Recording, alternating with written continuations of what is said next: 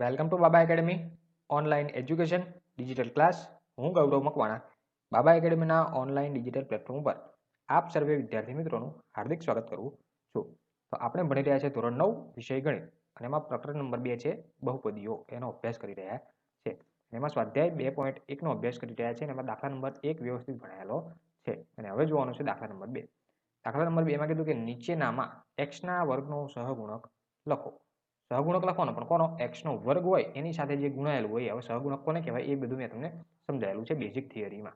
બરાબર, તો સહગુણકની ખબર પડી ગઈ છે. તો હવે જોઈએ દાખલો. પહેલાની રકમ આપી 2 + x નો વર્ગ + x. શું આપ્યું? 2 + x નો વર્ગ + x. આમાં સહગુણક કોને આપણે જોઈએ? ખાલી x ના વર્ગનો. તો x નો વર્ગ ક્યાં છે? તો કે આ રહ્યો. આની સાથે ગુણાયેલું શું છે? આગળ કંઈ નથી તો 1 કહેવાય. કંઈ ના હોય તો શું હોય? 1 હોય. બરાબર, તો આનો સહગુણક શું થયો? 1 થયો. સહગુણક શું થયો? 1. તો આપણે સ્ટેપ બાય સ્ટેપ થોડું વ્યવસ્થિત લખવું હોય તો કઈ રીતે લખાય? આપેલ બહુપદીને ax નો વર્ગ + bx + c સ્વરૂપે લખતા. એટલે કે પહેલા વર્ગવાળું પદ આવવું જોઈએ, પછી x ની 1 ઘાત વાળું પદ આવવું જોઈએ અને છેલ્લે અચળ પદ આવે એ રીતે આને પહેલા લખવાનું. આમાં પહેલા તો અચળ પદ આપ્યું, પછી વર્ગવાળું આપ્યું અને પછી ખાલી x વાળું પદ આપ્યું. બરાબર, તો આને પહેલા વ્યવસ્થિત લખવાનું. તો કઈ રીતે લખી શકાય? તો પહેલા x નો વર્ગ આવે, x નો વર્ગ + x + 2. આને વ્યવસ્થિત ax² + bx + c સ્વરૂપ થયું કહેવાય. બરાબર, બહુપદીનું મેઇન સ્વરૂપ. હવે આની અંદરથી શું શોધવાનું? x ના વર્ગનો સહગુણક. તો x નો વર્ગ શું છે? તો કે x નો વર્ગ. એની સાથે સહગુણક એટલે શું? તો કે એની સાથે કંઈ નથી ગુણાયેલું તો 1 કહેવાય. તો આનો સહગુણક શું કહેવાય? 1. તો x ના વર્ગનો સહગુણક 1 છે. x ના વર્ગનો સહગુણક શું થયો? 1 થયો. ક્લિયર? ખબર પડી? ઓકે. જોઈએ નેક્સ્ટ. 2 નંબર આપ્યું. 2 નંબરમાં શું આપ્યું? 2 - x નો વર્ગ + x. તો આને પહેલા સૌપ્રથમ બહુપદી મુજબ વ્યવસ્થિત સરખાવીએ. બરાબર, પહેલા વર્ગવાળું આવે, પહેલા આ આવે, પછી x વાળું આવે અને છેલ્લે અચળ પદ આવે.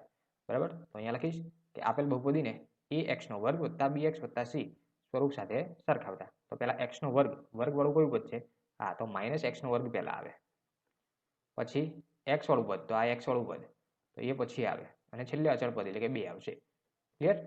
તો અહીંયા લખીશું -x નો વર્ગ + x + 2. તો આ જે મુખ્ય બહુપદી આપી હતી એને આપણે ax નો વર્ગ + bx + c સાથે સરખાવ્યું. તો આ રીતે લખીએ. હવે આમાં શોધવાનું શું આપણે? x ના વર્ગનો સહગુણક. તો x નો વર્ગ આ રહ્યો. એનો સહગુણક નથી, કંઈ નથી, તો 1 કહેવાય. 1 પણ આગળ એની આગળ માઇનસ નિશાની છે તો -1 કહેવાય. શું કહેવાય? -1. તો અહીં x ના વર્ગનો સહગુણક શું થયો? -1 થયો. બોલો, ખબર પડી? વ્યવસ્થિત? ક્લિયર? ઓકે. જોઈએ આગળ. 3 નંબર. π/2 x નો વર્ગ + x. હવે જો, હવે આ બહુપદીને સરખાવવાની જરૂર નથી કેમ કે પહેલા વર્ગવાળું આપ્યું, પછી x વાળું આપ્યું અને અચળ પદ આપ્યું નથી. તો કંઈ ના હોય તો +0 લખાય, +0, અને ના લખો તો પણ ચાલે. બરાબર, તો આ મુખ્ય બહુપદી જે આપેલું આ સૂત્ર છે એની સ્વરૂપ જ લખેલી છે એટલે કે આને કંઈ સરખાવવાની જરૂર છે નહીં. તો x ના વર્ગનો સહગુણક શું થયો? હવે x નો વર્ગ ક્યાં છે? તો આ રહ્યો એ x નો વર્ગ. સહગુણક એટલે શું? તો એની સાથે જે ગુણાયેલું છે તે. તો π/2 ગુણાયેલા છે તો x ના વર્ગનો સહગુણક શું થયો? π/2. ખબર પડી? Okay, done. ઓકે, જઈએ આગળ.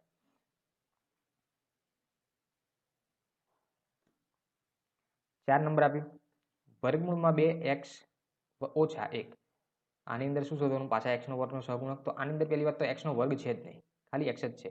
હવે x નો વર્ગ જ નથી આપ્યો તો સહગુણક 0 કહેવાય. સહગુણક શું કહેવાય? 0. ના આપતું જ નથી તો શું કહેવાય? 0. તો એનો સહગુણક શું થયો? 0. જોઈએ નેક્સ્ટ. દાખલા નંબર 3. દાખલા નંબર 2 માં વ્યવસ્થિત ખબર પડી હશે. દાખલા નંબર 3 ની રકમ શું આપી? 35 ઘાતાંકવાળી દ્વિપદીનું કોઈ પણ એક ઉદાહરણ અને 100 ઘાતાંકવાળી એકપદીનું કોઈ પણ એક ઉદાહરણ આપો. ઘાત કેવી હોવી જોઈએ? 35. પણ કેવી પદી? દ્વિપદી, 2 પદ વાળું. અને બીજામાં શું કીધું? એનું ઉદાહરણ આપો. અને બીજું 100 ઘાતાંકવાળી. ઘાત કેવી હોવી જોઈએ? 100, પણ એક પદ હોવું જોઈએ એવું એક ઉદાહરણ આપો. બરાબર, આપણે અહીંયા એક ઉદાહરણ પૂછ્યું આપણે, પણ મેં 3 ઉદાહરણ તમને દર્શાવેલા છે એટલે કે વધારે ખ્યાલ આવે. 35 ઘાતાંકવાળી દ્વિપદીનું ઉદાહરણ. ઘાત કેટલી હોવી જોઈએ? 35.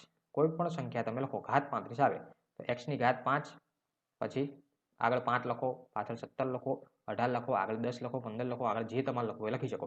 પણ x ની 35 ઘાત હોવી જોઈએ અને પદ 2 થવા જોઈએ. અહીંયા 2 પદ થયા, આને પહેલું પદ કહેવાય અને આને બીજું પદ કહેવાય. 2 પદ થયા અને ઘાત કેટલી છે? 35.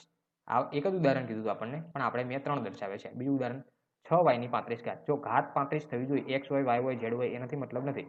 ઘાત 35 થવી જોઈએ અને આગળ પાછળ તમે જે લખો અહીંયા 6 લખ્યા તો 6 લખી શકો, 7 લખી શકો, 8 લખી શકો અને પ્લસ 25, 26, 27 તમને જે યોગ્ય લાગે પણ પદ તમારા 2 થવા જોઈએ. કેમ કે દ્વિપદી પૂછ્યું છે એટલા માટે. અને ઘાત 35 થવી જોઈએ. ત્રીજું ઉદાહરણ 29a એની 35 ઘાત વત્તા 5. બરાબર, ઘાત તમારી ABCD નો કોઈ પણ આંકડો હોય એની સાથે 35 ઘાત થવી જોઈએ. બાકી આગળ પાછળ તમે ગમે તે લખી શકો છો. ક્લિયર? એ જ રીતે હવે 100 ઘાતાંકવાળી એક પદીનું ઉદાહરણ જોઈએ. ઘાત કેટલી થવી જોઈએ? 100. 100 ઘાતાંકવાળી એક પદી 5x ની 100 ઘાત. જો આ પદ એક જ થયું, આ એક જ પદ કહેવાય. વત્તા 5 કે વત્તા 10 એવું લખ્યું નથી. આગળ તમે ગમે તે લખી શકો. અહીંયા 5, 10, 500, 1000 જે લખી શકો એ. અને ઘાત 100 થવી જોઈએ. બરાબર, ઘાત કેટલી થવી જોઈએ? 100. બીજું 6y ની 100 ઘાત. ત્રીજું 29a ની 100 ઘાત. બરાબર, તો આ દાખલા નંબર 4 કમ્પ્લીટ. બરાબર, દાખલા નંબર 2 અને દાખલા નંબર 3 અહીંયા વ્યવસ્થિત આપણે જોયેલા છે. તો અહીંયા આપણો લેક્ચર પૂરો થાય છે. સો થેન્ક્સ ફોર અટેન્ડિંગ.